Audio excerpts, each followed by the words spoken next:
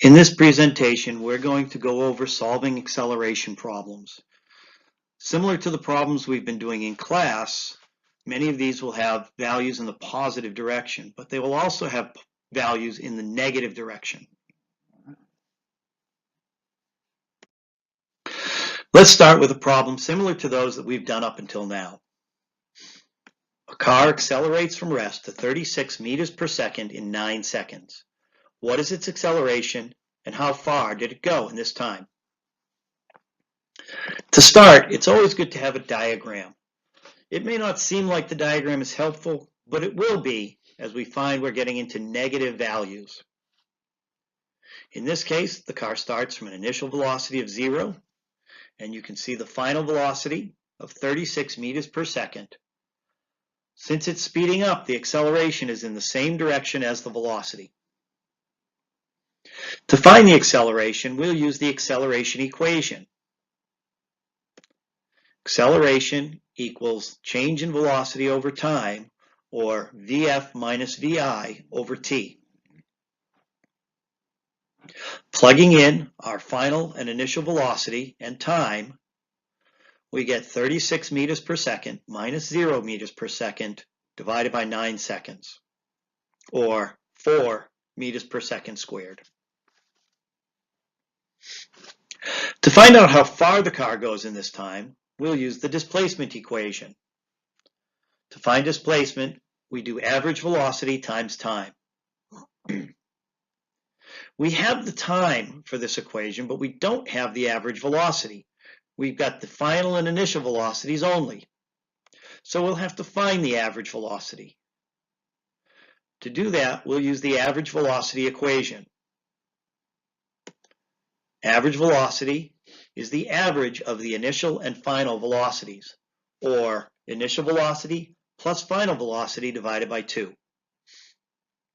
If we plug in our initial and final velocities of 0 and 36 meters per second, we get an average velocity of 18 meters per second.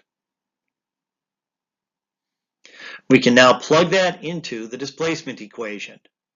So the displacement equation will be 18 meters per second times 9 seconds, or 162 meters total distance.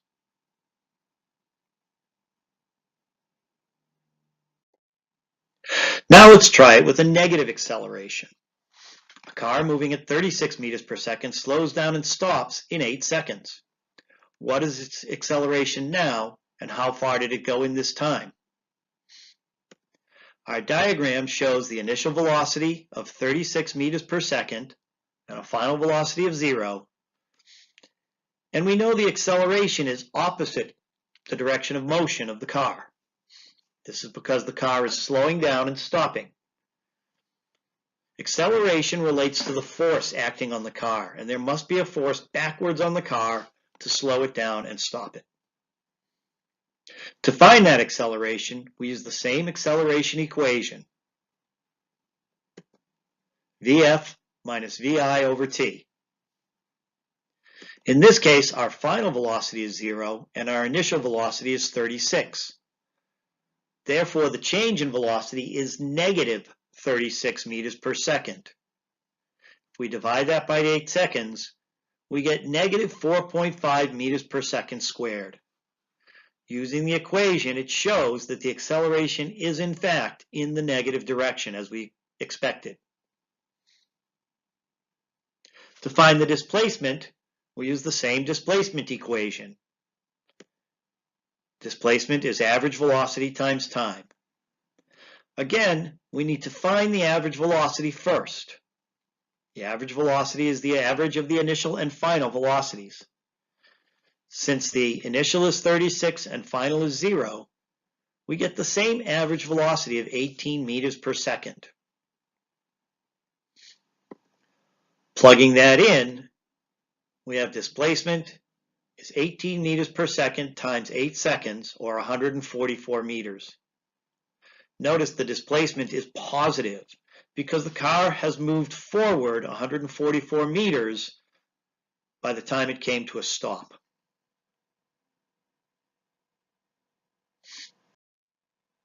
Now let's try another.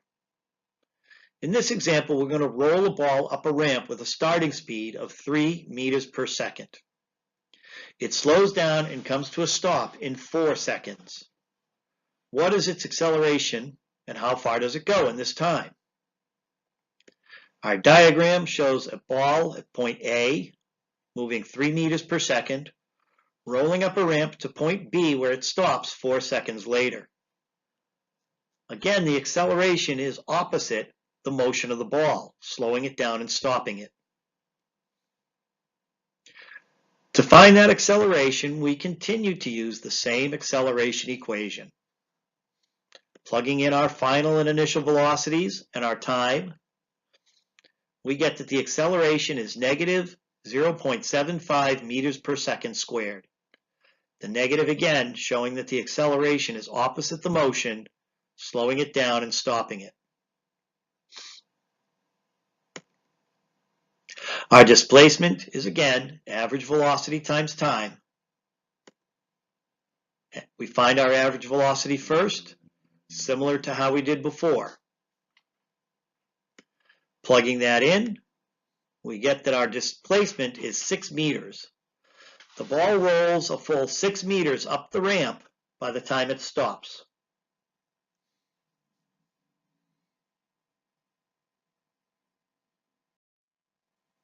Now let's see what happens after the ball starts rolling back down the ramp. Here the ball is going to be rolled up at the same starting speed. We know now that its acceleration will be negative 0.75 meters per second squared. But at 6 seconds, what is its velocity? And what is its total displacement? Or at what position is it? Our diagram now, showing the ball starting at 3 meters per second, shows the ball going up to point B and rolling back down. To find the final velocity, we'll rearrange the acceleration equation. To solve for VF, VF is going to equal the initial velocity plus acceleration times time. Plugging in our values, we have an initial velocity of 3, an acceleration of negative 0.75, and a time of 6 seconds. That comes to a final velocity of negative 1.5 meters per second. 6 seconds after this ball is rolled up the ramp, it will be rolling back down. We know it's rolling down because the final velocity comes out to be a negative value. Where is the ball at this time? If we use our same displacement equation, find the average velocity the same way we did before, in this case using 3 meters per second for the initial velocity and negative 1.5 for the final, we get an average velocity of 0.75 meters per second. Using this, we find the displacement is 4.5 meters up the ramp. We know that rolling a ball up this ramp at 3 meters per second from point A, the ball will end at point B 4 seconds later, where it stops 6 meters up the ramp. 2 seconds beyond that, or 6 seconds after we roll the ball, it's moving back down. Its velocity is 1.5 meters per second, and its displacement is getting smaller. The ball is coming back down from 6 meters and is now just 4.5 meters up the track.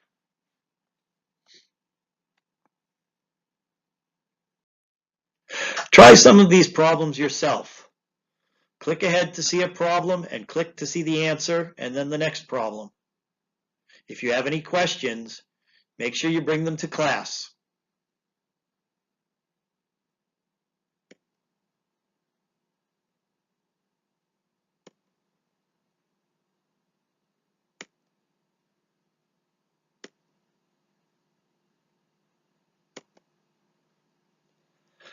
Again, if you didn't get these answers correct, make sure you ask in class and we can go over these problems later.